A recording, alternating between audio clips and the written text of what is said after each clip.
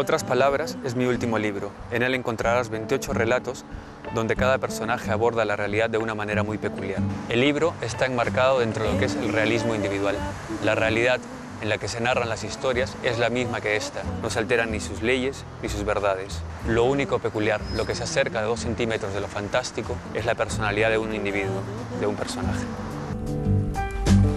Rafael Valcárcel, bienvenido. Gracias. Otras palabras es el título de la obra que acabas de presentar. Son 28 relatos, pero en realidad se encuentran en el libro solamente 22. Esa es solo una de las sorpresas que el lector va a descubrir cuando lea esta novela. Su intención era que el lector se sienta implicado y que se sienta sorprendido. Sí, que el lector se sienta sorprendido, que yo me sienta a gusto con el juego que quería realizar en el libro, ¿no? O sea, es el doble componente. Casi todos los personajes de estos relatos, de estos 28 relatos que volvemos a repetir, son 28, tienen alguna particularidad, alguna especie de don. ¿Por qué lo ha decidido así? Bueno, más que don, lo que tienen es una perspectiva muy peculiar de ver la vida. En sus relatos el límite entre la realidad y la fantasía está muy diluido. Incluso en esa realidad quizá se diluye el límite porque se incluye en esa realidad lo que cada persona tiene dentro de su cabeza. Lo único que se altera es la subjetividad del personaje o de un individuo, pero el resto es tal cual. Existen los personajes que hoy en día están, pues las variables económicas, sociales y toda la problemática es la misma en la que viven los personajes. No intento alterar la realidad, intento encontrar personajes que abordan esa realidad de una forma peculiar. Usted ha declarado en más de una ocasión que su amor por las historias nace de los sueños. ¿Pero de qué sueños? ¿De los que ha tenido alguna vez o de los que le gustaría tener? Bueno, de los sueños que he tenido sobre todo en la infancia, gran parte de la adolescencia, y bueno, que lo he ido continuando, pero sobre todo en esa época.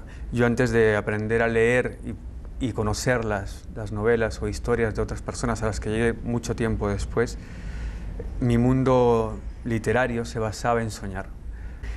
Y las historias las iniciaba antes de dormir, con la intención de continuarlas, y seguía la historia dentro del sueño. Lograba soñar lo que deseaba, eso es lo que queremos hacer todos. Hay una parte en el sueño en la cual tú puedes dirigirlos, y tú optas, como por ejemplo el encontrarte unas puertas y tú decir conscientemente, o sea, sabes que estás soñando, pero dices voy a ir por aquí. Y a veces se te presentan pues elementos un poco que te pueden amedrentar, pero tú, como sabes que es un sueño, pues te embalantonas y vale. Y sigues, y la curiosidad es muy fuerte como para avanzar en ese mundo, ¿no? Casi todos los relatos de su libro, digamos que tienen un mensaje positivo, acaban con un buen sabor de boca. La originalidad de su libro no solamente reside en esos puntos de vista tan particulares de sus personajes, sino también en el formato. De hecho, el relato Otras palabras, el que da nombre al libro completo, termina en un portal de internet en el que se puede ver un vídeo. ¿Cómo se le ocurrió hacer eso? Se me ocurrió porque a mí me gusta visitar los cementerios y ambas historias nacieron en paralelo, ¿no? El hecho del personaje que pasa su infancia y decide hacer muchos juegos. Vamos a adelantar un poco de esa historia que es especialmente original, que es un personaje que le gusta crear historias cogiendo nombres de diferentes lápidas, ¿no? Va creando frases y poemas. Sí, es que él primero hace muchos juegos, busca a Carlos, busca a José, busca fechas, porque no tiene otro lugar donde jugar, porque su casa está al lado del cementerio. Está al lado del cementerio y a 20 manzanas a la redonda no hay otro espacio verde, entonces se queda ahí. Claro, y finalmente lo que hace es coger una palabra de cada lápida, entrelazarlas, formar oraciones y esas oraciones unirlas con otras y otras, y a raíz de ahí nace el vídeo que termina esa historia, ¿no? Que es un vídeo contado con las palabras de las lápidas. Yo nunca había leído un libro terminándolo en internet. ¿Alguna vez había visto usted esa fórmula antes? No, tampoco. Eso ya me parece suficientemente original. Este libro ha obtenido el libro Iberoletras. ¿Nos podría definir ese premio Iberoletras? ¿A quién distingue? No es un premio monetario, sino es un premio de reconocimiento a un trabajo que está enlazado en 2 puntos, que es el valor del contenido en la parte literaria y del mensaje a la vez, ¿no? Buscando fomentar el crecimiento de las personas, tanto intelectualmente como en la parte emocional. Vamos a hablar ahora de Valcárcel como persona, como escritor. Usted, cuando se le pide que hable usted mismo, busca siempre referencias muy emotivas, incluso en la propia reseña del libro podemos encontrar que nació en 1970, pero a 10 minutos de un río y 3 horas del mar, que en el año 2002 cruza el Atlántico por amor y que no ha perdido el interés por soñar. Piensa que a una persona le definen más los datos que le hacen moverse o que le hacen sentir que los datos fríos de su historia. Sí, porque hay millones de personas que han nacido en la misma ciudad que tú, miles que han nacido en la misma fecha, habrá cientos que se llamen como tú. ¿Cuántas Carmen conoces? Muchas, sí. Y bueno, entonces todo ese tipo de datos hacen muy poca referencia a un ser humano, ¿no?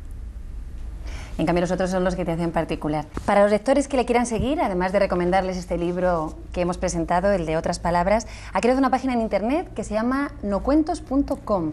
¿Qué hace a través de esa página? Esa página tiene dos componentes. Uno, los relatos que yo escribo y que se envían mensualmente a los usuarios que se registran con ese fin, para que se les envíe esas historias mensualmente. Y también están los recuerdos de personas que son geniales, estupendas, que... O sea, cuando tú empiezas a leer el tipo de recuerdos que incluyen y la forma en que lo hacen, pues te das cuenta del valor humano que tienen esas personas, ¿no? Y a mí me permite escribir, generar una disciplina, porque sé que mensualmente tengo que escribir un relato, y me hace mucho indagar sobre personajes que deseo inventar y personajes que por lo menos 3 o 4 días del mes se apoderan de mi cuerpo y empiezan a vivir en él. Y trabajo en la parte mental, por más que no aparezca en las historias, necesito conocer a esa persona, porque antes de escribir una historia pienso de una forma y al terminar de escribirla, esa manera de pensar se ha visto afectada en algo, algunas veces más y otras menos, porque me ha permitido ver los argumentos de otro ser humano, que está también en mi cabeza, obviamente, pues, pero es un juego que sirve mucho para reflexionar, ¿no? Pues a los lectores de sus obras les pasa lo mismo, que antes de leerlas pensaban de alguna manera y después te mueve algo. De hecho, me gustaría terminar con el fragmento de la poesía con la que termina ese relato que hemos mencionado, de Otras Palabras, y que me parece una muestra muy clara de la sensibilidad que rezuma en todo el libro. Lo voy a leer, con su permiso. La nada vive en el espejo, nada más. Y aunque te queda vida, cuando te miro, solo veo tu alma, que es lo que ahora recuerdo. Muchas gracias, Rafael Valcárcel, por estar con nosotros hoy en el programa. Muchas gracias a ti.